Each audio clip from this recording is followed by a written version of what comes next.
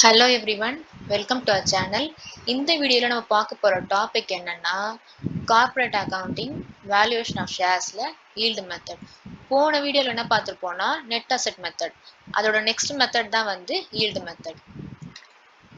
இதுல வந்து உங்களுக்கு ஃபார்முலா கொடுத்திருப்பாங்க. Calculation of expected rate of return.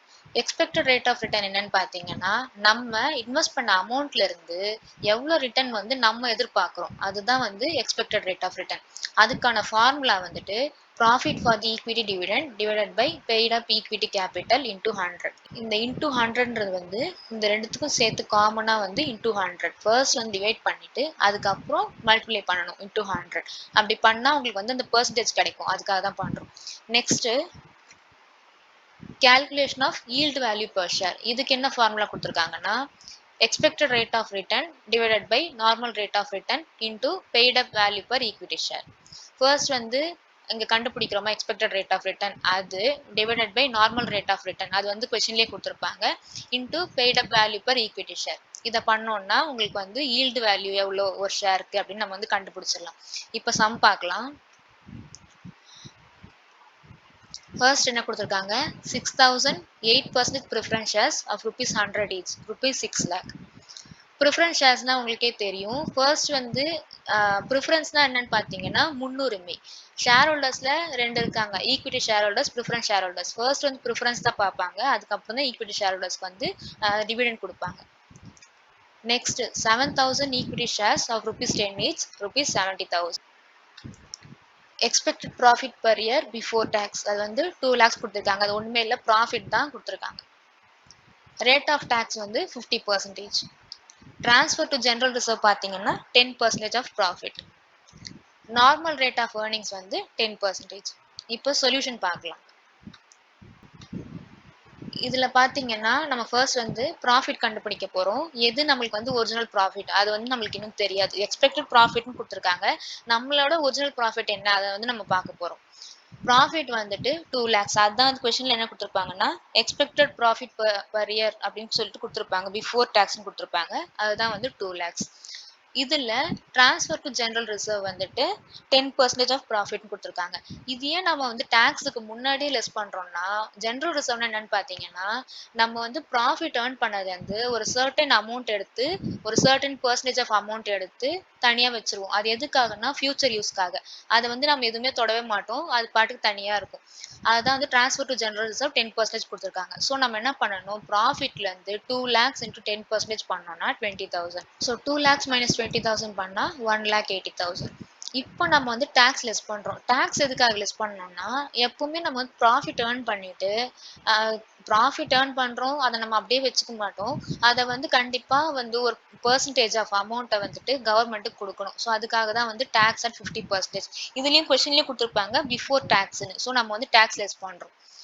Less tax at 50% கொடுத்துருக்காங்க. ஸோ 90,000. இந்த 1,80,000லேருந்து 50% பண்ணிங்கன்னா 90,000. So 1,80,000 minus 90,000 90,000. இதுதான் நம்மளோட original profit. First general reserve கொடுத்துட்றோம், அதுக்கப்புறம் டேக்ஸ் பே பண்ணிடுறோம். இது ரெண்டுத்தையும் பண்ணதுக்கு அப்புறமா வர ப்ராஃபிட் தான் நம்மளோட ஒரிஜினல் ப்ராஃபிட். இந்த ப்ராஃபிட்லேருந்து ஃபர்ஸ்ட் என்ன பண்ணோம்னா ப்ரிஃபரன்ஸ் ஷேர் ஹோல்டர்ஸ்க்கு வந்து நம்ம கொடுத்துடணும், அதுக்கப்புறமா தான் வந்து ஈக்விட்டிக்கு போகும். ஃபர்ஸ்ட் ஆல்ரெடி கொஸ்டினில் சொல்லியிருப்பேன், ப்ரிஃபரன்ஸ்னா முன்னுரிமை. ப்ரிஃபரன்ஸ் ஷேர் ஹோல்டர்ஸ்க்கு தான் வந்து ஃபர்ஸ்ட் ப்ரிஃபரன்ஸ் கொடுப்பாங்க. ஸோ அதுக்காக வந்துட்டு இந்த 8% நம்ம எதுக்கு போட்டிருக்கோம்னு பார்த்தீங்கன்னா 6 lakh தான் வந்து அவங்க கொடுத்துருக்க கேபிட்டல். அதில் 6,000 8% ப்ரிஃபரன்ஸ் ஷேர்ஸ் கொடுத்துருப்பாங்க. அந்த 8% என்னன்னு பார்த்தீங்கன்னா நம்ம எவ்வளோ டிவிடெண்ட் கொடுக்க போகிறோம் அதுதான் வந்து அந்த பர்சன்டேஜில் கொடுத்துருப்பாங்க. ஸோ 6 lakh இன்ட்டு 8% பண்ணிங்கன்னா 48,000. இதில் அந்த ப்ராஃபிட் 90,000 மைனஸ் அந்த ப்ரிஃபரன்ஸ் ஷேர் கேபிட்டல் அதாவது அந்த டிவிடெண்ட் லெஸ் பண்ணோம்னா 42,000. அந்த 42,000 தான் உங்களுக்கு வந்து ப்ராஃபிட் ஃபார் ஈக்விட்டி டிவிடெண்ட். இதுதான் வந்து ஃபார்முலாவில் அப்ளை பண்ண போகிறோம். ஃபர்ஸ்ட் சொல்கிறேன், ப்ராஃபிட் வந்து அவங்க கொடுத்துருக்காங்க, எக்ஸ்பெக்டட் ப்ராஃபிட் பர் இயர்னு கொடுத்துருக்காங்க 2 lakhs.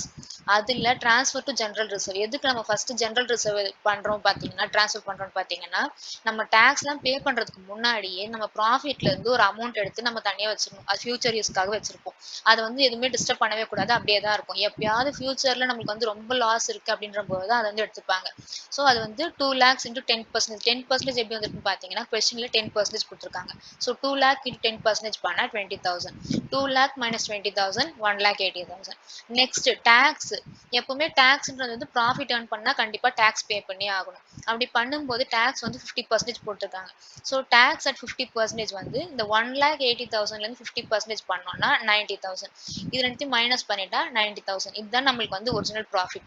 இந்த ப்ராஃபிட்ல இருந்து தான் நம்ம வந்து டிவிடெண்ட்க்கு இஷ்யூ பண்ணணும், அதாவது ஷேர் பண்ணணும். ஃபர்ஸ்ட் வந்து ப்ரிஃபரன்ஸ் ஷேர் ஹோல்டர்ஸ்க்கு தான் கொடுப்போம். அதுல வந்து கொஸ்டின்ல பாத்தீங்கன்னா 6,008% கொடுத்துருக்காங்க. அந்த 6 lakh வந்து 6,008% preference shares of rupees 100 each கொடுத்துருப்பாங்க கொஸ்டின்ல. ஸோ 6,000 into 100 பண்ணா 6 lakh. அதான் வந்து அமௌண்ட்ல 6 lakhன்னு கொடுத்துருப்பாங்க. இந்த 8% வந்து நம்ம எவ்வளோ ஷேர் பண்ண போறோம், எவ்வளோ டிவிடெண்ட் நம்ம கொடுக்க போறோம், அதுதான் வந்து 8%. ஸோ 6 lakh into 8% பண்ணீங்கன்னா 48,000. 90,000 minus 48,000 வந்து 42,000. இதுதான் வந்து நம்ம ஈக்விட்டி ஷேர் ஹோல்டர்ஸ்க்கு கொடுக்க போற டிவிடெண்ட். நெக்ஸ்ட் பாத்தீங்கன்னா இத ஃபார்முலால அப்ளை பண்ண போறோம். இதுல வந்து profit for equity dividend divided by paid up equity capital into 100. இந்த into 100 வந்து ரெண்டுத்துக்கும் சேர்த்து காமனான ஒன்று.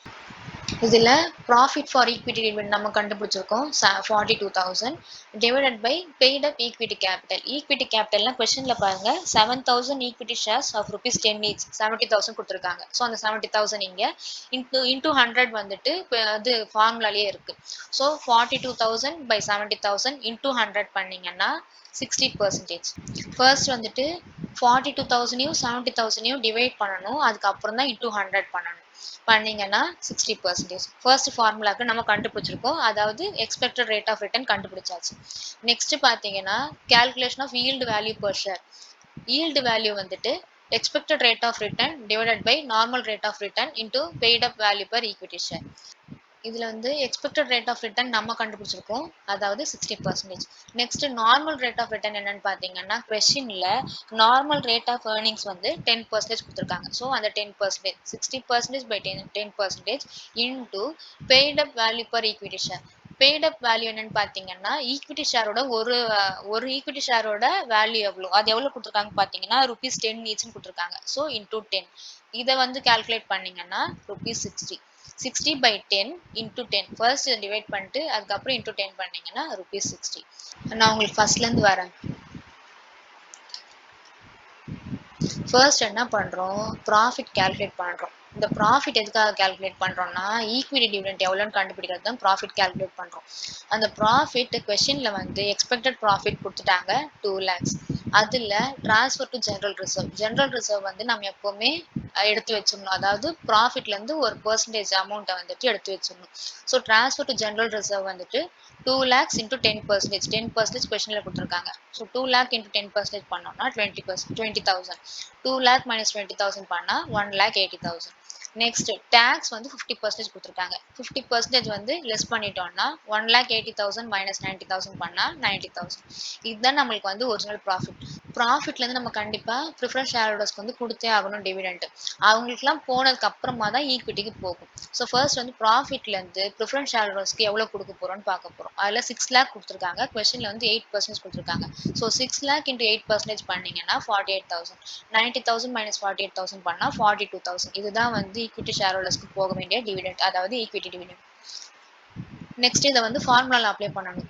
எக்ஸ்பெக்டட் ரேட் ஆஃப் ரிட்டர்ன் கண்டுபிடிக்கிறதுக்கு ஃபார்முலா என்ன கொடுத்துருக்காங்க, ப்ராஃபிட் ஃபார் ஈக்விட்டி டிவிடெண்ட், அதான் நம்ம கண்டுபிடிச்சிருக்கோம் 42,000. Next divided by paid up equity capital, அதாவது கொஸ்டின்ல வந்து 7,000 ஈக்விட்டி ஷேர்ஸ் ஆஃப் ₹10 ஈச் 70,000 கொடுத்துருக்காங்க. ஸோ அந்த 70,000 தான் இங்க போடுறோம்.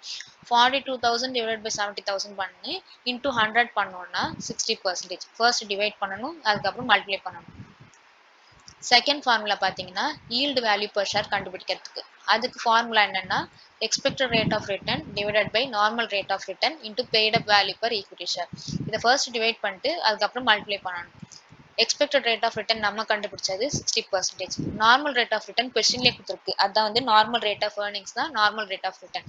ஸோ அது வந்து 10%. Paid up value per equity ஷேர்னு பார்த்தீங்கன்னா ஈக்விட்டி ஷேரோட ஒரு ஷேரோட வேல்யூ எவ்வளோ, அதுதான் வந்து ₹10. ஸோ 60% by 10% into 10 பண்ணீங்கன்னா ₹60. இதோட இந்த சம் முடிஞ்சிச்சு. தேங்க்யூ ஃபார் வாட்சிங்.